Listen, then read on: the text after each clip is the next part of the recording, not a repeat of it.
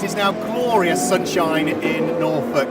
The winds that we had yesterday have died down, the overcast skies have turned beautifully blue, and we've got our second pit stop race of the weekend coming up for you very shortly. Well, our first pit stop race of the weekend took place yesterday, so let's look back at some of the highlights from yesterday's race.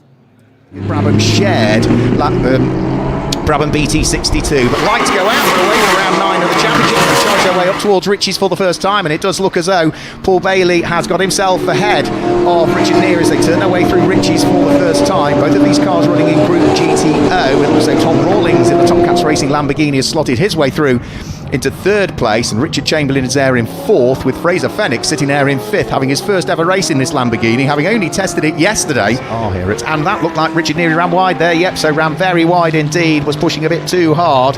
He had just gone absolute best through the first sector, Richard Neary, but those Pirellis now are going to have plenty of Norfolk grass on them.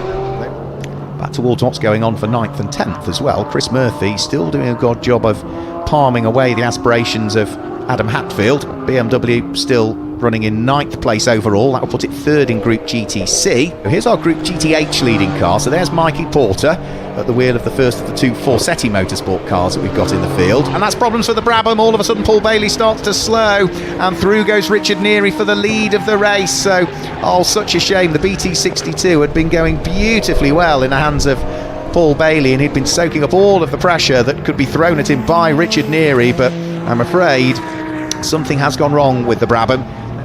Oggies up towards Williams, try and get a good exit coming off the corner. The GTC spec Lamborghini is not short of horsepower, but neither is the Porsche, and as they head down in towards Brundle and Nelson, Richard Neary, our overall race leader, should, I would have thought, be going through the bomb hole or the Coram potentially for the final time. In fact, he comes out of Murray's for the final time, and he's going to head over the start finish line. It looks so it's going to be the fourth overall win of the season for the Team ABBA Racing Mercedes, whether it be in the hands of Richard Neary, Ian Loggy, or both. But it's Richard Neary on this occasion that drives the car, so he comes through to grab the win. It's going to be Tom Rawlings that will finish in second place, but who's going to finish in third position? Has Fraser Fenwick got anything up his sleeve that he can throw at Richard Chamberlain? And as they go in towards the braking area for Murray's, Richard Chamberlain is quick coming off the corner, and I think probably just has a slight advantage in terms of straight line speed. So it is going to be Richard Chamberlain that comes through to equal his best finish of the season so far. But what a debut in GT Cup for Fraser Fenwick, who chased him and shadowed him all the way.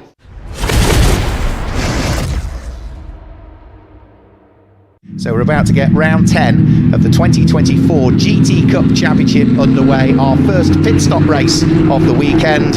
Ian Loggy sitting there on pole position with Charlotte Gilbert alongside. Red lights on the gantry, red lights go out now, and we're away and racing for the 10th time in 2024 as they pile their way up towards Ritchie's for the first time. But it will be Ian Loggy that leads the way. Can Richard Chamberlain sneak through to second at the wheel of the Porsche? He's trying, but Charlotte Gilbert has just about managed to fend off the attack of the Porsche, and Richard Chamberlain's coming back for another little nibble as they head in towards the braking area for Wilson. But it is going to be, by the look of things, Charlotte Gilbert in second place, Richard Chamberlain in third place, and there's contact between Warren Gilbert and Seamus Jennings for fourth and fifth position. And it looks as though, there is some attention going on, isn't there, to the front right hand corner of that car. Can't quite from that camera angle pick out exactly what they're doing. And as for Rihanna O'Meara Hunt and Mark Warren, who are sharing the number 10 car, they are on course for what would be their first Group GTH win of the championship season. The checkered flag is ready, and round 10 of the 2024 GT Cup Championship is going to go the way of Team ABBA Racing, who make it a double today, winning the sprint race and winning the pit stop race. And that car has certainly had some pace all weekend, whether it be in the hands of Richard Neary for the second stint of this one, or of course he drove solo in the sprint race, or in the hands of Ian Loggy. That car has had some real pace today. Seamus Jennings and Greg Caton should come through in the GCAT Racing Porsche to finish in second place. So some fantastic racing action yesterday, more wonderful action to come up, both in our pit stop race that's about to start shortly and the sprint race later on. Well, it's always good to see new drivers in the GT Cup Championship, and Fraser Fenwick joins the number 3 Top Cats Racing Lamborghini and Warren Gilbert sharing for this weekend. We spoke to him to see how his weekend had gone so far in his debut weekend of GT Cup. Fraser, a new name to GT Cup as you make your debut this weekend in a car that you only drove for the first time in testing yesterday. Yeah, it's been really enjoyable. It's been a bit of a rush for us. You know, yesterday was our first test, and for the half of the day It was wet, so we didn't quite get much testing in, but no, really enjoying it. You partnered up with Warren Gilbert in a Top Cats Racing with Hex.com Lamborghini. We've just seen the sprint race. What a way to make your debut. Second in the group, fourth overall, nearly on the podium. Yeah, very nearly a couple more laps and we might have been able to do something, but I can't complain. The team have been absolutely amazing for getting me here, and I've absolutely loved every minute. From the outside looking in, it looks like a big old leap, really, coming out of Mazda's the MX-5 Mark 1, where you've been very successful, into something like a Lamborghini Super Trofeo car. That's a big leap. Yeah, it's a very big jump, but like I said, the team have been amazing and helped every single step of the way, so I can't thank them enough. Is this just a one-off, or might we see more of you this year? Hopefully see more of me. We'll just have to see how it all plans out. Well, based on that debut, we'd love to see more of you. Congratulations, good luck for the rest of the weekend. Amazing, thank you. So there we go, a catch-up with Fraser Fenwick. The crowds are ready for the cars to be released onto the formation lap, but let's just guide you around the Snetterton 300 circuit before we go racing.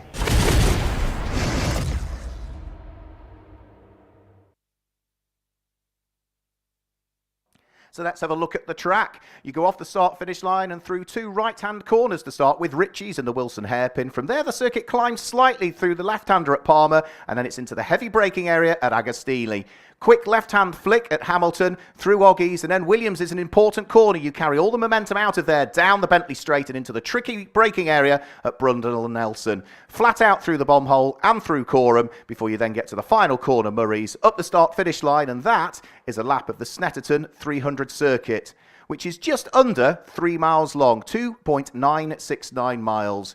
The circuit itself is built on an old REF base, so it's fairly flat, just 9 metres of elevation change throughout the whole of the 3 mile lap. Some tight and some twisty and some technical sections, some flat out corners. There are 12 turns in total, and that's a lap of the Snetterton 300 circuit here in Norfolk. So there we go, that's the Snetterton 300 circuit, bathed in sunshine today. The cars are on their formation lap, so let's guide you through the grid then and the way that they line up for round 11 of the 2024 Championship. We'll give you the starting drivers, we'll also tell you how long each car will remain stationary in the pits, because it is the pit stop race. Pole position goes the way of Richard Neary, 80 seconds in the pits when he hands over to Ian Loggy, and alongside is Richard Chamberlain in the Porsche, who will have just 60 seconds in the pit lane area. Row 2 of the grid, Seamus Jennings, 80 seconds in the pit lane, alongside is Charlotte Gilbert, who will have 100 seconds when she hands over to Tom Rawlings. Row 3 of the grid, it is the Lamborghini for today. The Brabham broke yesterday, so Paul Bailey is out in the Lamborghini. 105 seconds in the pit lane when he gives way to David Brabham, and alongside is car number 3, started by Fraser Fenwick, who we've just heard from. 75 seconds, that car will remain stationary in the pit lane. Row 4 of the grid, Mark Warren starts in the car that was quickest in Group GTH in qualifying. 100 seconds in the pit lane, and alongside is 72, Chris Murphy. He'll have just 60 seconds in the pit lane area. And row 5 of the grid, it's Matthew Higgins who will start, 80 seconds in the pit lane, alongside Doc Bush in the Porsche, who will have just 60.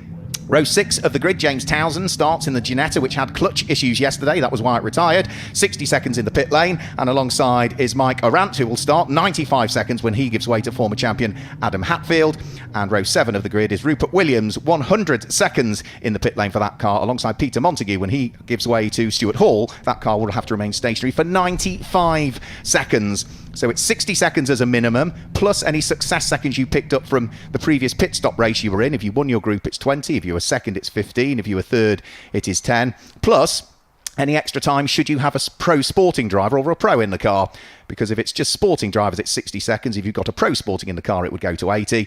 And then if it's a pro, it would be 85, plus those success seconds. So that's how all of the pit stops all vary from car to car. What it does do is it stops any one single driver, car or driver pairing dominating over the course of the pit stop races.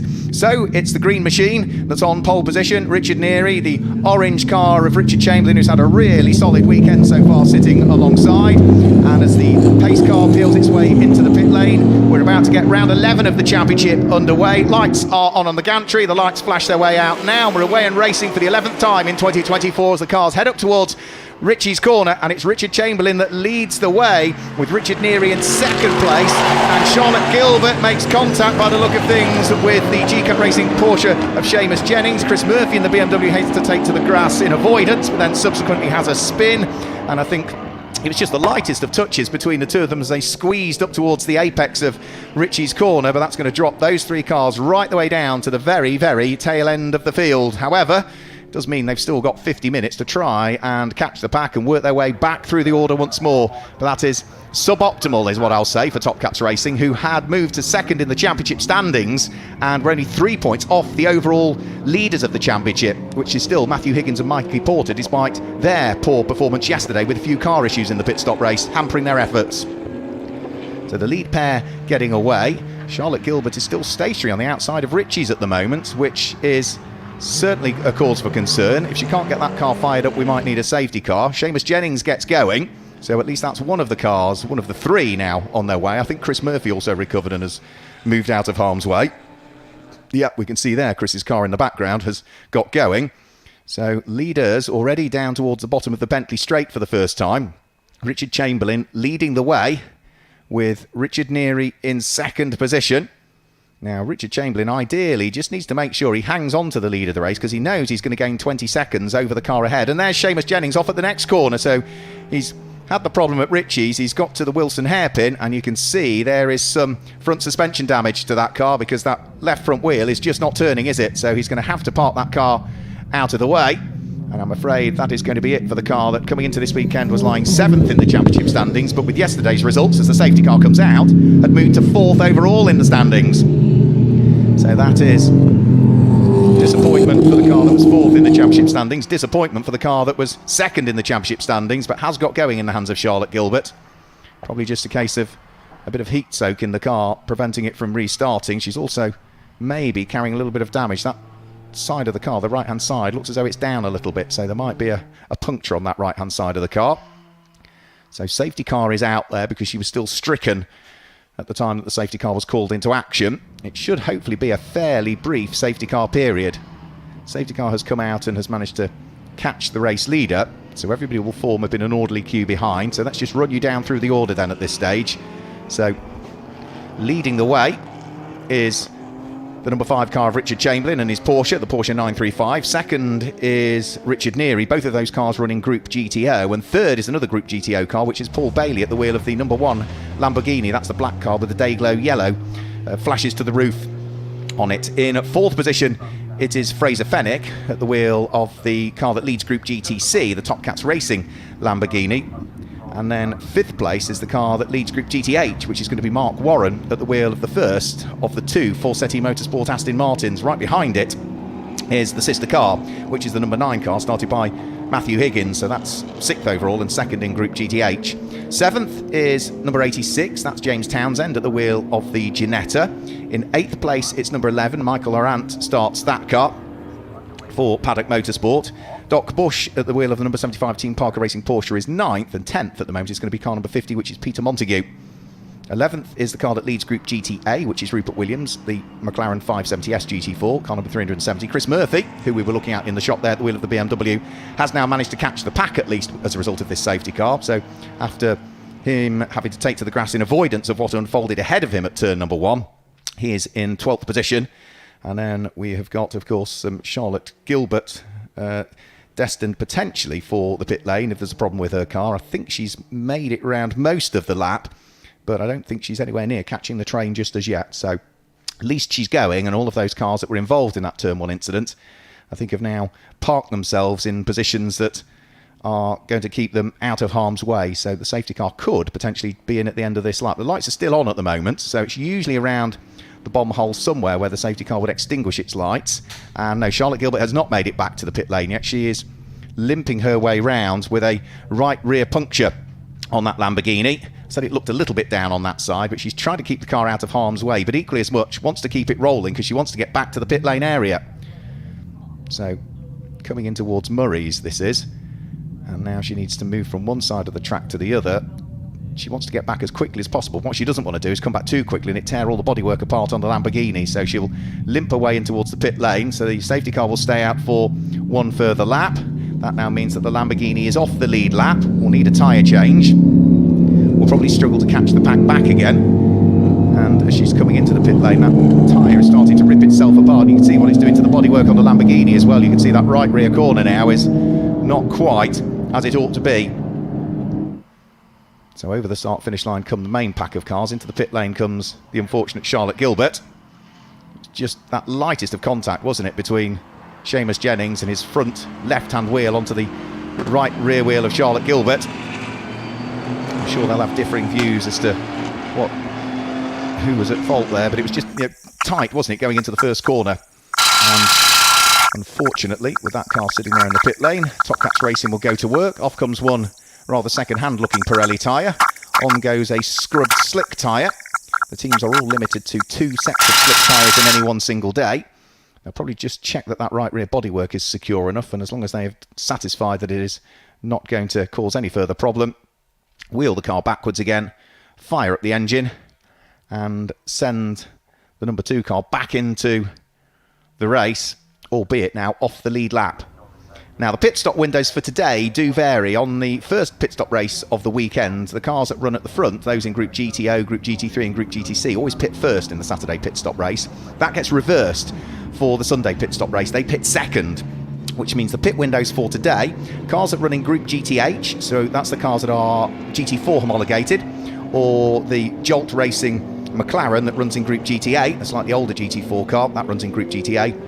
They are the first to pit today, so their pit window opens between the 24th and the 29th minute of the race. So in other words, if you look at the countdown timer at the top of the screen, when there's between 26 and 21 minutes to go of the race, that's when they have to pit.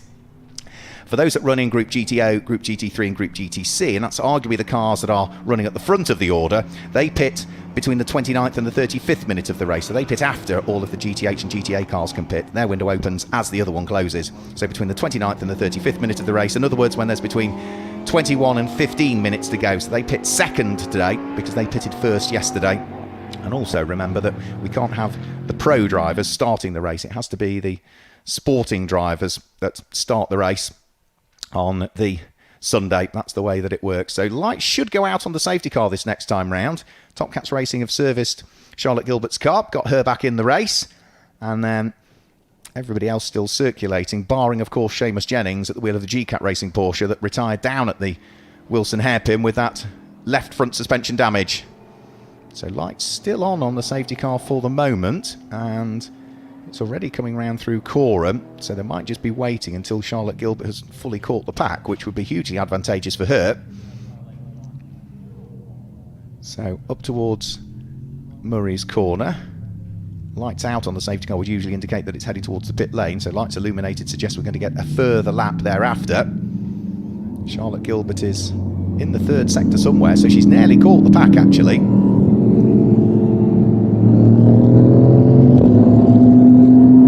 Has now caught the pack, so the number 2 Lamborghini has managed to catch up, but remember it is still off the lead lap, so it is a lap adrift of everybody else. But Charlotte doing the right thing, getting the car back to the pit lane as quickly as she could, but also as carefully as she could, so that you overdrive a car with a puncture too quickly, and with all of the modern wings and dive planes and clever little aerodynamic devices on things like the Lamborghini Super Trofeo spec car, you can soon rip all of those off. So yeah, you get back to the pits quicker and lose less time on track, but you've ripped the car apart and then you can't continue for the rest of the race. So Charlotte absolutely finding the perfect balance there between getting it back quickly, unfortunately losing a lap as a result, but it does mean that she can still continue in the race and can hand the car over to Tom Rawlings, and they can still pick up some championship points, which could be hugely vital for them. So here is Richard Chamberlain. 2 good results for him yesterday. He finished 3rd in both races, 2nd in Group GTO in both of those races, and that equals his best result of the season so far, Richard Chamberlain. He also had a 3rd at Donington Park. That's why the safety car has remained out, because we're still in the process of recovering the GCAT Racing Porsche. So now that's back on the flatbed recovery unit. That will make its way onto the infield roads here at Snetterton. And as the cars come out of Agostini and up towards the left-hand kink at Hamilton, I'd imagine that recovery truck is probably just about behind the barriers already now on the inside of the Wilson hairpin and out of harm's way. So I think this time through is when we'll see the lights extinguished on the safety car. Now amazingly, we've not really had a a racing lap so far, but I just look as to what the fastest lap is. It goes to Richard Chamberlain. It is exactly 2 minutes, 0 seconds, 0.000 to the nearest thousandths of a second. The fastest lap is 2 minutes. We're going to get down in the 1 minute 47, something like that. So, you know, with 13 seconds quicker we'll go as and when we get the race underway. But yeah, amazing. Not very often you see a lap that is exactly to the second. So safety car starting to build up its speed now.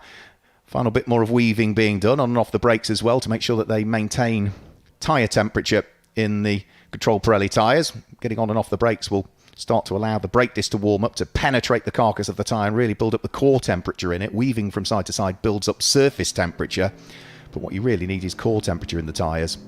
Nice warm day, but still work to do. So lights are off on the safety car. We're about to get things back underway here at Snetterton for the 11th round of the championship, our second pit stop race of the weekend, with the final race being the sprint race coming up later on this afternoon. That will be around about 3:45. I would imagine the stream will go live for that one. But Richard Chamberlain now is going to make sure he gets a good restart. Now we know this Porsche is quick in a straight line. We saw a brilliant battle between Richard Neary and Paul Bailey yesterday for the lead of the race. Are we going to see a good battle here between Richard Chamberlain and Richard Neary for the lead of the race? Paul Bailey sitting there in third place at the wheel of his Lamborghini, still being hassled by the Lamborghini that sits behind in the hands of Fraser Fenwick. But it's Mercedes from Porsche up towards the Wilson hairpin. They go. And on the brakes, Richard Neary looked as though he was a little bit braver on the brakes, but in a straight line. We know that Porsche of Richard Chamberlain, which has been hugely developed over the years, is quick, but Richard Chamberlain is not going to be in the lead anymore. Richard Neary goes through and ahead, and Richard Chamberlain drops down into second place, loses the lead of the race, loses the lead of Group GTO, and now has another Group GTO car right behind him, which is Paul Bailey at the wheel of the Lamborghini Huracan. So the two Lamborghinis running nose to tail. Both running in different groups though. Paul Bailey's car is ultimately a GT3 car, but I think it's had the air restrictors taken off it, so that's why that one moves into Group GTO. The car that's behind him, the yellow and purple and pink car, is a Lamborghini Huracan still, but that one is built to Super Trofeo specification, i.e. the one make series that Lamborghini have throughout Europe. So they might look the same, but they are different in terms of the balance of performance of them and the power output. Arguably the Super Trofeo car is a harder car to drive because it's got less aero and has more power than, say, a GT3 Lamborghini Huracan. And Fraser Fenwick, considering its first weekend of racing in that car, is doing a good job of sitting right on the coattails of the reigning champion, Paul Bailey. So, since taking the lead of the race, Richard Neary has started to escape up the road a little bit here, trying to build an advantage.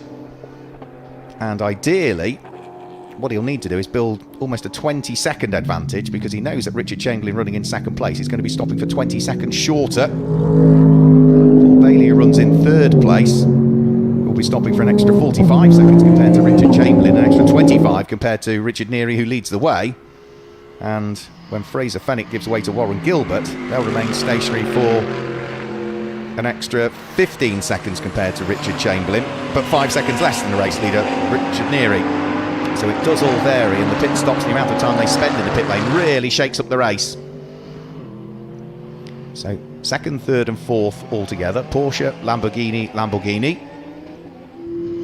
And off has gone Doc Bush. That looks as though that's the exit of Murray's, where he's had a spin. So coming up towards the end of the lap, may well he just ran a little bit wide coming out of Murray's and has spun the car through 180 degrees. So there'll be localised yellow flags down there from where he's come to rest on the edge of the circuit at the moment. Should get the car fired back up again. We're saying much warmer day today, so it might just take a few seconds for the heat soak to dissipate a little bit and then get the car fired up. Race continues in the meantime. There goes Doc. Yep, just a few seconds, let the car cool down a bit. It then fires up, and with hazard lights on, Doc Bush is going to continue in the race, hopefully, is he? Or is he going to come into the pit lane? No, he's coming into the pit lane, so Doc heads in towards the pit lane, and there might have been a little bit of contact because there's damage to Chris Murphy's car, the BMW. Now, Chris Murphy was running in 9th. Doc Bush, I think, was running in 12th, but yeah, it makes you wonder whether the two might have come together possibly at some point. Very unusual for Chris Murphy to be having damage to his car, but surely he won't be able to continue with that, or will need at least it coming in and patching up. Otherwise he'll see a black and orange flag going out for him, which is the mechanical warning flag. He'll be well aware there's an issue with the car. He'll be watching all the temperature gauges, but yeah. Into the pit lane comes Doc Bush. Team Parker Racing looking around the left rear of the car, which would suggest that maybe things got away from him coming round through Cora, because that's where you're leaning on that side of the car. I think they've given the thumbs up that all is good to go. So the Antipodean got pushed for the motorcycle racer, heads back out into the race. Now, since taking the lead of the race, Richard Neary is starting to pop in the quick laps now. 1 minute 50.376 from him last time through. The race leader is the fastest lap of the race. He's opened up now an 8 3/4 second advantage between himself and the orange Porsche of Richard Chamberlain. So here comes Richard Neary up towards Agostini through the left-hand hairpin. Accelerates his way up towards the kink at Hamilton. All of the time building the advantage between himself and Richard Chamberlain. Might just be able to see the orange Porsche in the background of the shot before too much longer, but for the moment Richard Neary can just keep pressing on, knowing full well he's got work to do to try and make sure he collectively with Ian Logie can overcome the extra 20 seconds they've got to spend in the pit lane compared to others out there. Well, 8 3/4 seconds is now the advantage that they have. They've still got a bit of time to go also before their pit window opens, at least another 12 minutes of pressing on, trying to build that advantage. And into the pit lane and out of the race, I'm afraid, is Chris Murphy. So you can see that damage to the front right-hand corner of the E46 M3. Damage to the bumper, damage to the splitter, damage to the light, damage to the wheel arch. There's also a little bit of damage that's found its way over to the indicator on the front left-hand side as well. So Chris, I'm afraid, in the Woodrow Motorsport car, former champion Chris from 2018, is out. Now, further down through the order, the Ginetta, this is the car that had all of the clutch issues yesterday and unfortunately retired in the pit stop race when it was only just taken over from James Townsend, is going well at this stage. It is running in 7th position overall. That will put it to 3rd in Group GTH. And there's a bit of a story behind the issue, because they were nursing the clutch yesterday. They weren't sure what the problem was to start with. What was happening is that even in 1st, 2nd, 3rd and 4th gear, even with the traction control turned off, the traction control was kicking in, which made them think that there was some sort of issue with the drive shaft or something. Leona Theobald brought the car into the pit lane thinking there could be a puncture. They then realised it wasn't, sent the car back out, and then they started to realise it was clutch with the car. So Leona nursed the car around for her stint, handed it over to James Townsend, and then the clutch gave up the ghost completely. But they didn't have a spare clutch, so calls were made to Ginetta, who are based up in Leeds. Somebody was there in the factory. They managed to get a clutch for the car, put it on the security gate for them. Somebody who they knew up in the Leeds direction picked the clutch up from the factory, drove half the way to Snetterton. Leona Theobald's dad, who shares the car with James Townsend, drove from Snetterton half the way up to Leeds. They met, they exchanged the clutch, the car came back here, had the new clutch fitted about 9 o'clock last night, and all was good. So there's a bit of a story behind that car and lots of teamwork. This fight's still going on, isn't it? 2nd, 3rd and 4th place. Richard Chamberlain, Paul Bailey and then Fraser Fenwick, all still together, all lapping, as you can see, very similar lap times last time through. 53.8, 53.9, 53.8, so they're not separated by much at this stage. And as they turn their way through Brundle and Nelson, they're on lap number 8 at the moment. And Fraser Fenwick is pushing very hard indeed. He leads Group GTC for Top Cats Racing with Hex.com, but he's putting the reigning champion under pressure here, Paul Bailey, who was having to readapt from driving the Brabham BT62 yesterday for the Lamborghini today, and spoke to him this morning and he said, well, I'm about 5 seconds slower in the Lamborghini than I was in the Brabham. And he said it's been like chalk and cheese really, having to totally readapt to get used to the Lamborghini again, which he took the title in last year. So over the start finish line they'll go. 30 minutes just over of the race remaining. 15 seconds now is the gap that Richard Neary has built up over Richard Chamberlain. Remember, the race leading car will stop for 20 seconds longer, so it's nearly there now, isn't it? It's nearly built the buffer that it needs to come into the pits and change drivers and still potentially hang on to the lead of the race. And that's still with about another 9.5 minutes to go before the pit window opens, something like that. So it's looking good for Team ABBA Racing here. They claimed double wins yesterday with a win in the sprint race and a win in the pit stop race. And the way that things are panning out at the moment, if all goes to plan, they should have enough time in hand to control the rest of the race after the pit stops. Now, Richard Chamberlain looks to have broken away and got away up the road a little bit now from Paul Bailey. Last lap time from Richard Chamberlain was about 0.8 of a second quicker than Paul Bailey, so that's why the orange Porsche has disappeared up the road a little bit.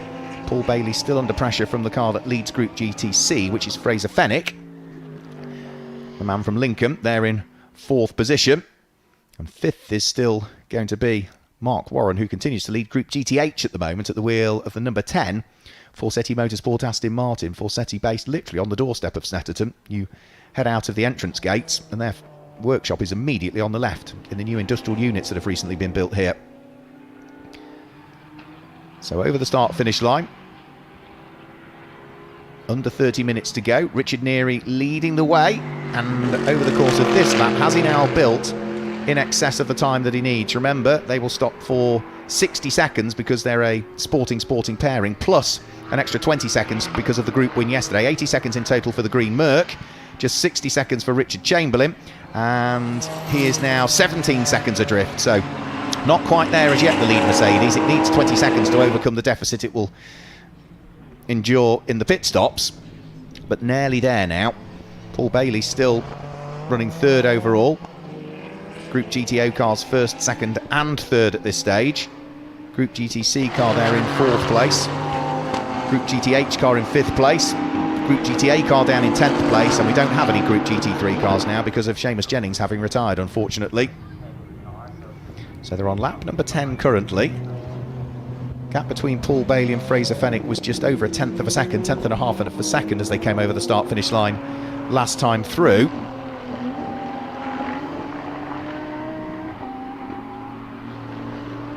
So up towards the braking area for Oggies.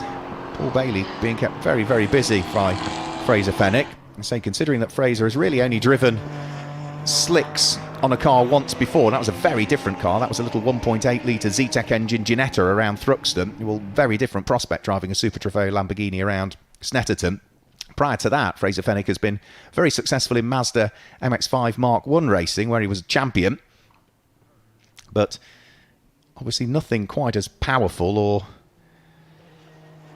changeable with all of the different settings and tweaks that you can do on the car, but he seems to have slotted in beautifully well and has found a good little home with Top Cats Racing with Hex.com and the Lamborghini Super Trofeo, very much to his liking. So round through Coram, they'll head in towards Murray's yet again. The race leader has now completed 10 laps. Richard Neary long gone up the road. Richard Chamberlain there in 2nd place, all of the time pulling away from the pair of Lamborghinis. He's now 19.5 seconds adrift of the race leader, so they're pretty much there now, Richard Neary, Ian Loggie and Team Abbott, to overcome the extra time they'll spend in the pit lane. Paul Bailey still can't shake away Fraser Fenwick, as they still squabble over who wants to be 3rd and who wants to be 4th. And we are fast approaching the opening of the pit window as well, because the first pit window, which opens for those cars that run in Group GTH, i.e. the GT4 cars, and Group GTA, which is the Jolt Racing McLaren for this weekend, their pit window opens with 26 minutes remaining, which means in around about 40 seconds time they can head towards the pit lane. There's local legend Sam Neary, you can see him. He is the team manager for Team ABBA Racing, sitting in the chair. Ian Loggie just getting ready to jump on board the car that leads the way. Richard Chamberlain driving solo, of course, in 2nd place. Paul Bailey will give way to ex-Formula 1 driver and Le Mans winner David Brabham, so that's who will take over the black and Dayglow Lamborghini. And Warren Gilbert will take over the car that's been driven fantastically well on his debut weekend by Fraser Fenwick. So down the Bentley Straight in towards Brundle and Nelson, which is a very difficult corner actually, because you're trying to rotate the car in towards the left-hand aspect of Brundle whilst you're on the brakes as well. And of course what that does is it makes the tail end of the car go very, very light. So you do have to be very careful with what you do there through that section of the circuit, and also this section here as well, all the way around through the sweeping right-hander at Coram. But then what you need to do is start to get the car braked and rotated from turning right to turning left in towards Murray's, and again, very difficult section there. We try and brake in a straight line, but also increase the brake pressure as you go through there, so that rather than stamp on the brakes and unsettle the car, you slowly increase the brake pressure to keep the car as settled as you can through that section of the circuit.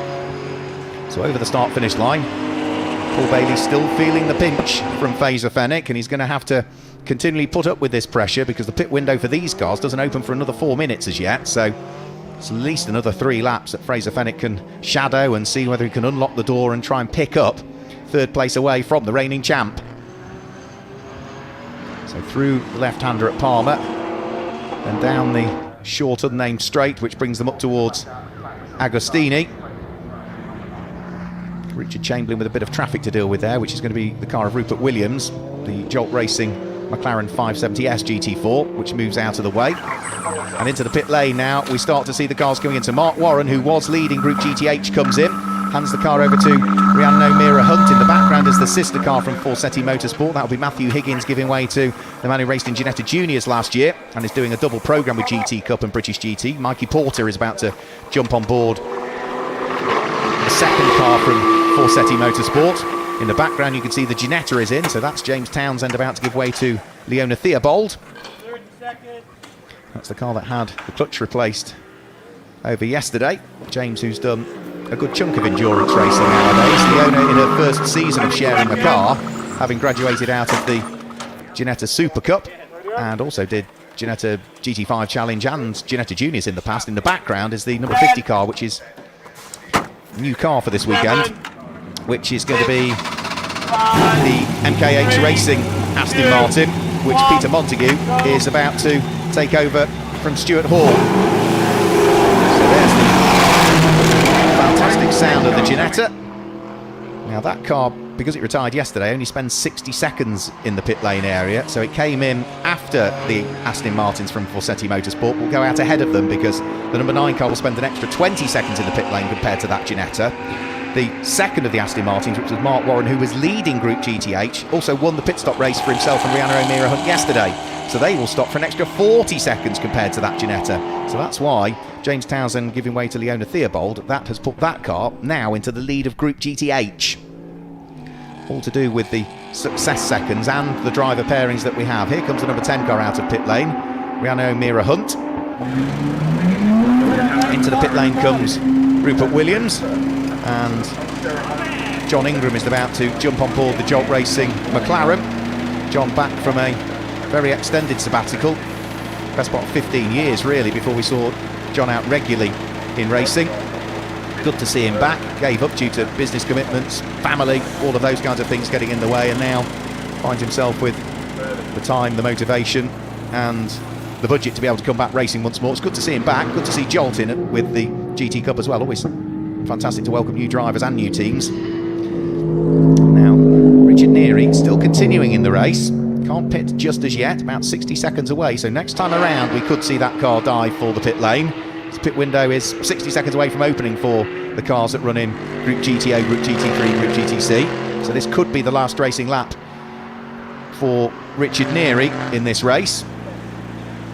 And either way, he's built the advantage because, you know, they need to overcome an extra 20 seconds that they'll spend in the pit lane compared to the car that runs in second place, Richard Chamberlain. Well, the number 5 Porsche is as yet to come over the start-finish line, and I think will be about 25 seconds behind, maybe even 30 seconds behind. In fact, Richard Chamberlain comes into the pits now in the background of the shot, but if I've got the maths right, that is about 30 seconds before the pit window opens. So is there a problem with the Porsche?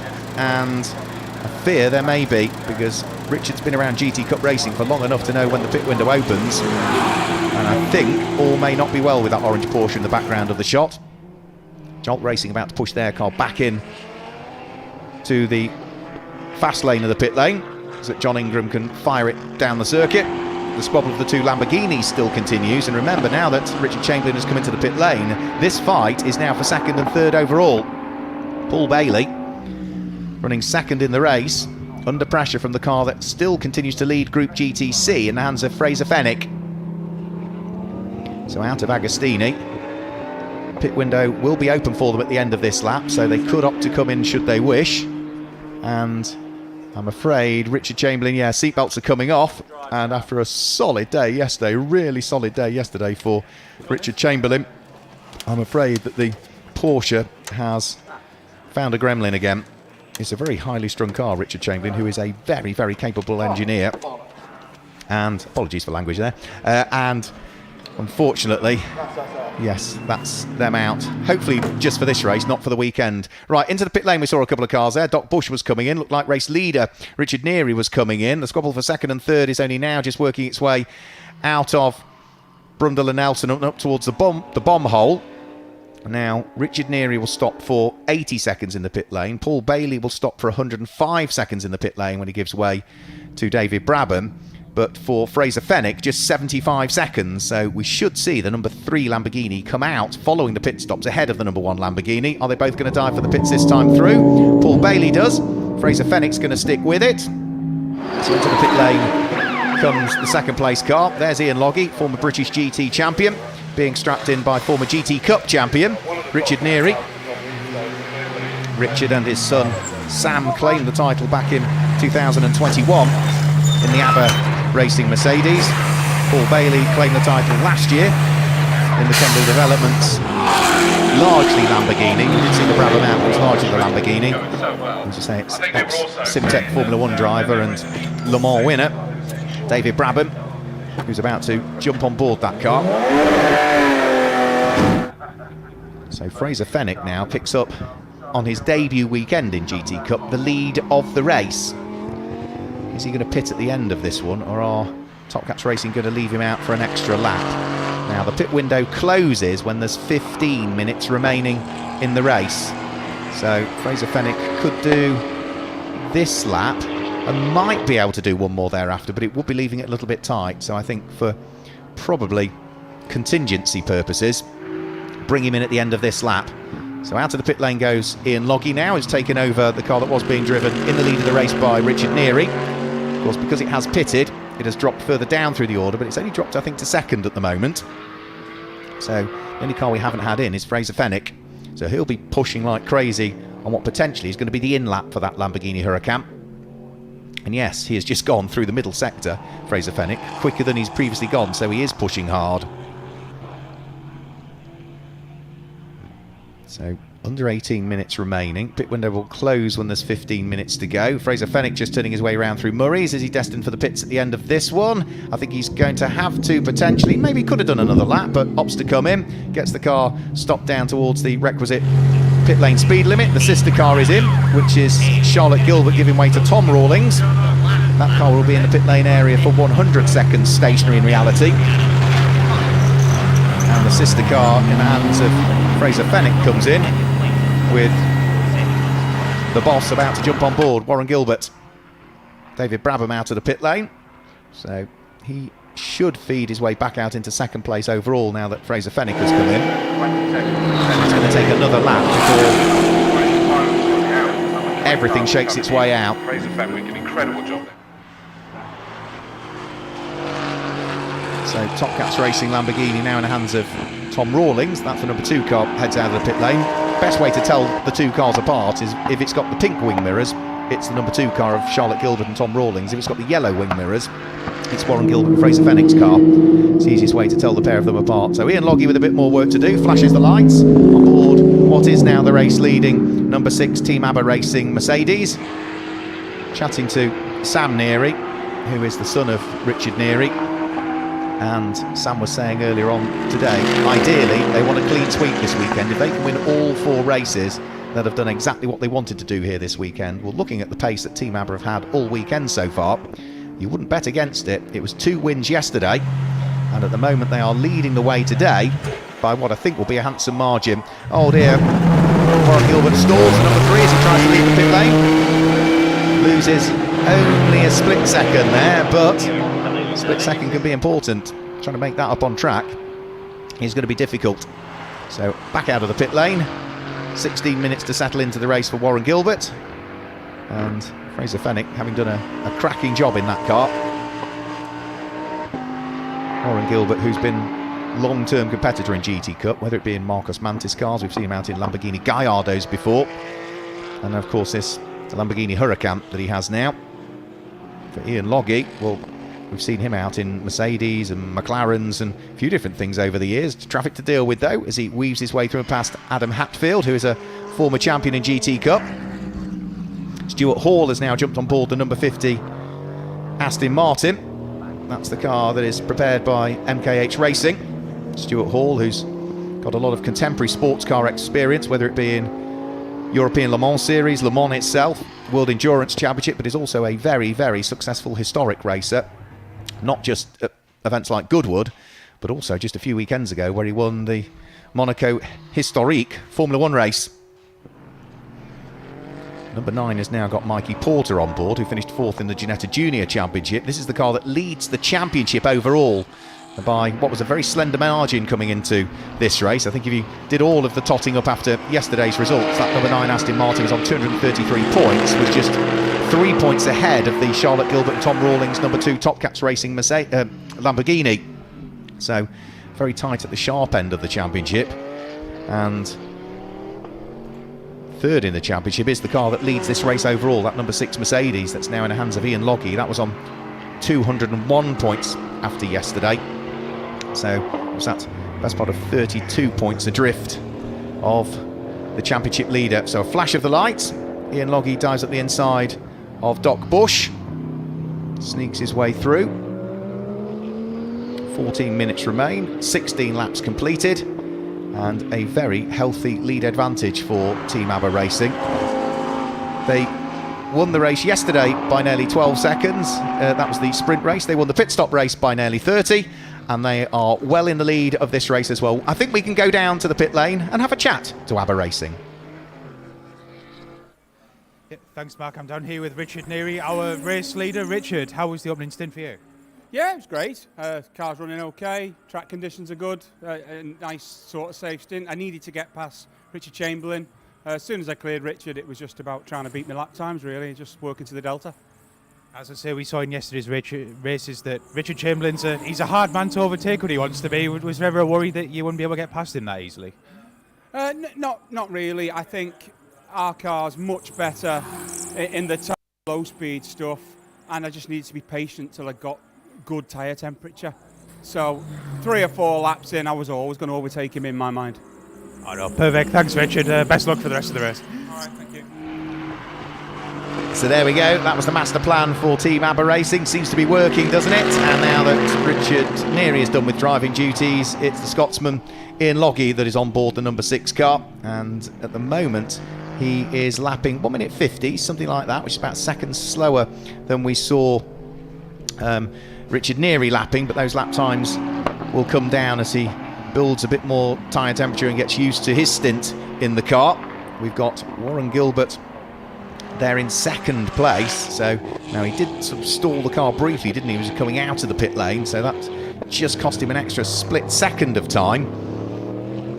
I'll try and work out exactly what the gap is between himself and David Brabham, because that could be an interesting one to watch as the Lamborghinis maybe get close to each other. We saw the two of them having a good fight, didn't we, when they're in the hands of Fraser Fenwick and Paul Bailey. Well, now it's Warren Gilbert and David Brabham. Let's see whether the gap can close, because the number 3 Lamborghini stopped for 75 seconds in the pits. The number 1 Lamborghini, that's now in the hands of David Brabham, stopped for 105 seconds in the pit lane, an extra 30 seconds. So Brabs has got some work to do to try and close that deficit up. So in towards the braking area for Brundle and Nelson. This is lap number 17 that our race leader is on. The lead advantage showing as being 48 seconds, so Ian Logie doesn't need to push in reality. He can just afford to stroke the car home. You can see just how wide he ran there coming out of the bomb hole. So very wide indeed heading out of that part of the circuit. Up towards the braking area for Murray's. And as he heads over the start-finish line this time through, let's see what he might be able to do. So more traffic to deal with. Leona Theobald's car is next up. That's the Ginetta that is in the hands of Leona Theobald. The car was driven by James Townsend in the first part of the race for SVG Motorsport, and I think he's down there in the pits with Joe.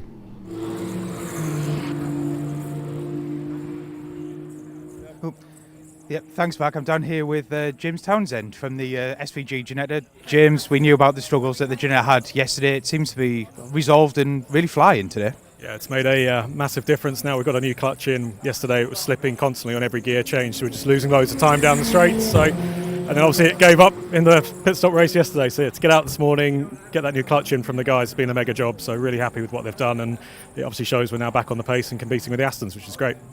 As I say, how was that opening stint for you? We had a bit of a safety car interruption, but then when we got going, we really got going. Yeah, it was great. I mean, from the first corner, there was a bit of a scuffle. I'm not quite sure what happened, but there were two cars facing the wrong way. I had to just kind of take to the grass and avoid the black Aston. But after that, we got into a rhythm and we were kind of keeping the pace with those guys. We were a little bit off, but really bridging that gap behind the McLaren behind us. So, yeah, once we found a rhythm, it was much better. But as all these things, it's over too soon and you're out of the car and hoping for Leona to get the best result. Perfect. Thanks, James. We'll let you get on watching the rest of the race.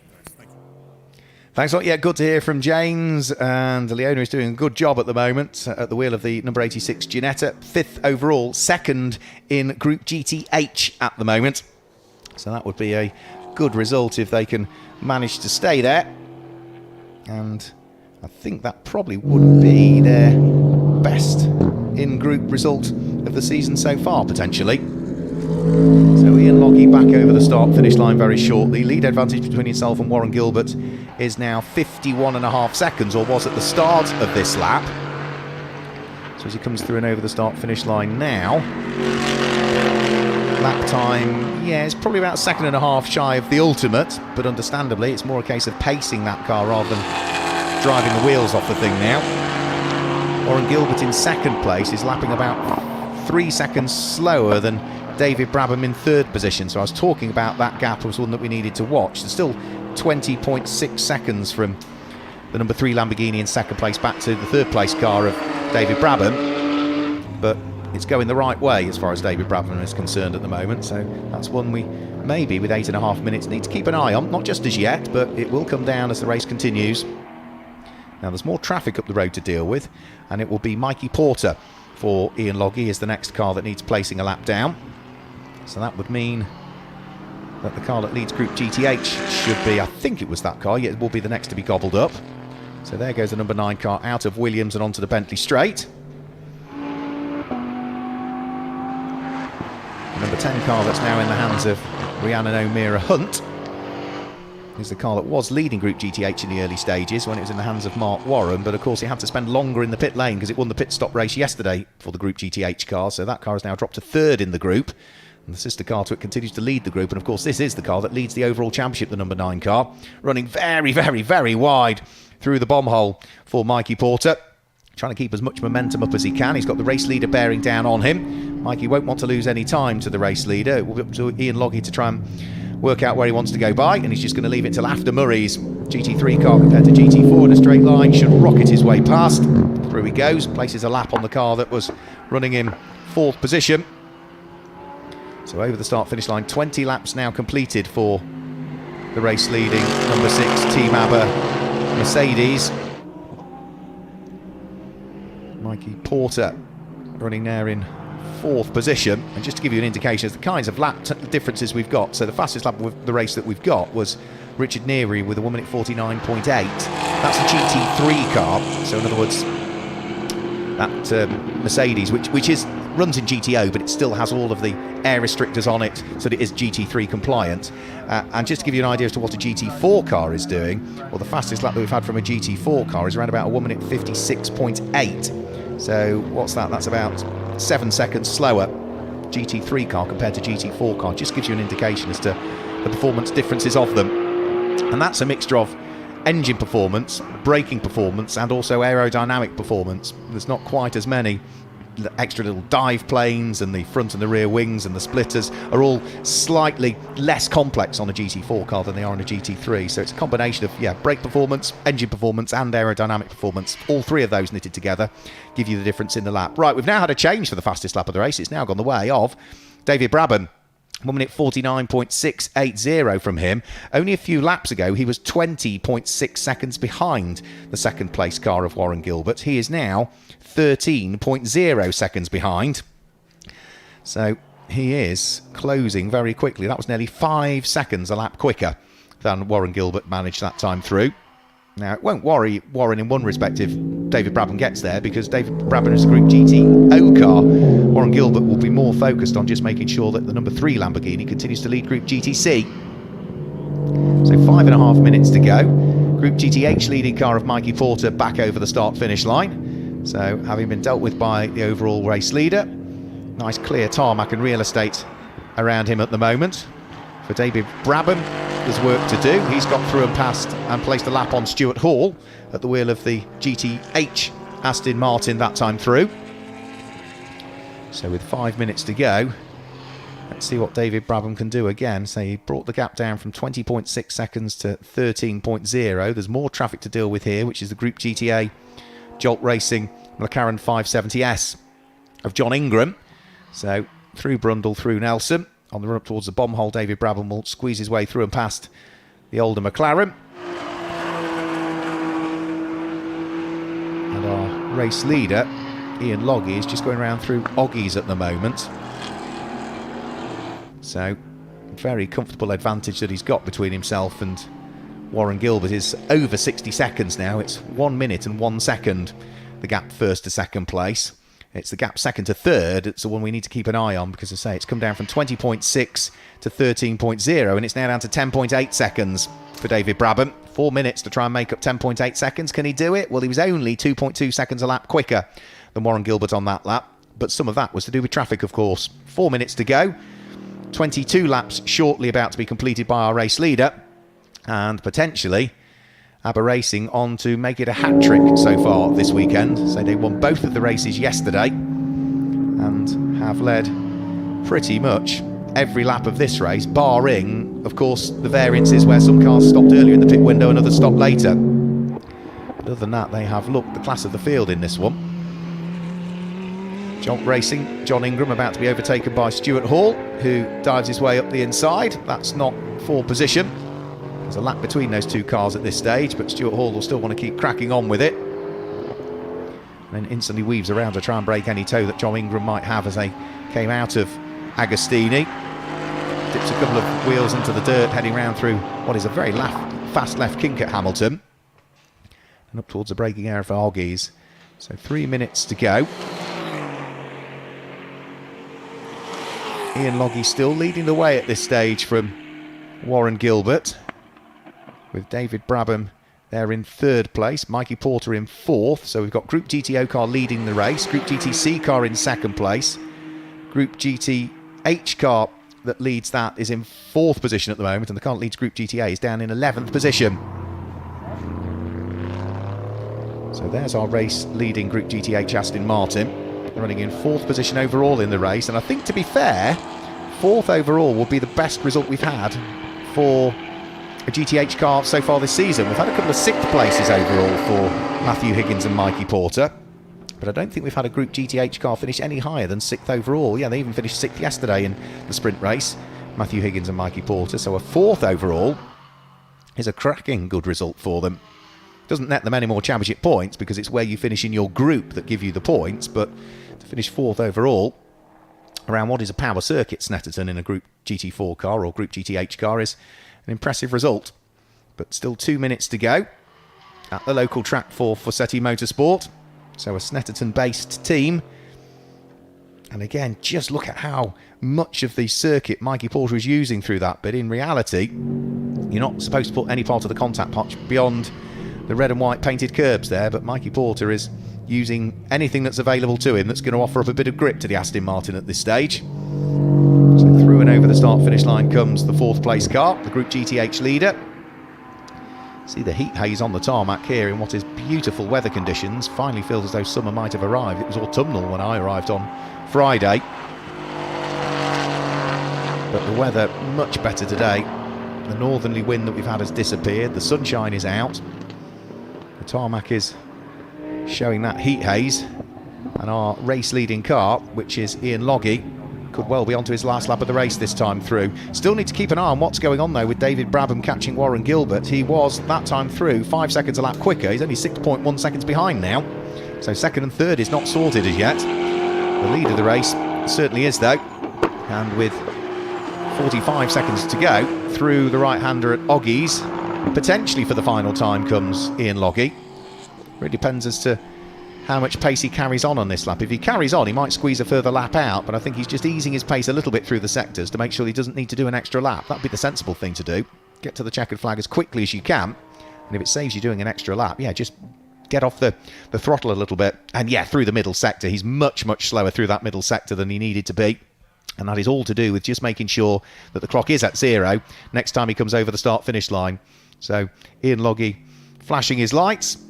I don't think there's any traffic there. He's probably just saying hello to the marshals at that point, because he doesn't need to press on, and such as his pace been on this lap, it does ensure that the clock ticks to 0 just as he comes round through Coram. And yeah, through that middle sector of the lap, he was about 3-4 seconds slower than he needed to be. He was about a second slower through the first sector. So it's all to do with making sure the clock was at 0 when he gets round to the start-finish line next time through. And Team ABBA Racing, Richard Neary and Ian Loggy are going to make it 3 out of 3. A clean sweep so far this weekend in the GT Cup Championship at Snetterton. We should have Warren Gilbert finishing in second position, but how close to him now is the number 1 Lamborghini of Paul Bailey, because he was, how long close to him is the Lamborghini of David Brabham, because he is getting ever closer to him. We've also had through to claim top honours in Group GTH, the Matthew Higgins and Mikey Porter car, and there is David Brabham. He has fully caught Warren Gilbert, so he's closed down a 20-second advantage. And as they head round through Coram and up towards the braking area for Murray's for the final time, is David Brabham going to try anything in towards the braking area for Murray's? He's not going to try it at Murray's, but the sprint to the line could offer up a possibility. Is Warren Gilbert and Fraser Fennick going to hang on to second? Yes, I think they are. David Brabham and Paul Bailey will take third. It doesn't affect the championship points, even if the positions had have shuffled, but he certainly got there in the end, didn't he, David Brabham? So it is Warren Gilbert and Fraser Fennick that finish in second place and claim top honours in Group GTC. Paul Bailey and David Brabham, good championship points still for the reigning champ, finishes in third place. Fourth place in the winning Group GTH goes the way of Matthew Higgins and Mikey Porter, with Mark Warren and Rihanna O'Meara Hunt in the sister car coming home to finish in fifth position. And sixth place should be James Townsend and Leona Theobald, who have already taken the checkered flag. A couple more cars still to take the checkered flag, including Peter Montague and Stuart Hall. I think we've also got Charlotte Gilbert and Tom Rawlings needing to take the checkered flag. And also our car that will win Group GTA needs to take the checkered flag, which is going to be Rupert Williams and John Ingram. They have all subsequently come through. So that's every car over the start-finish line.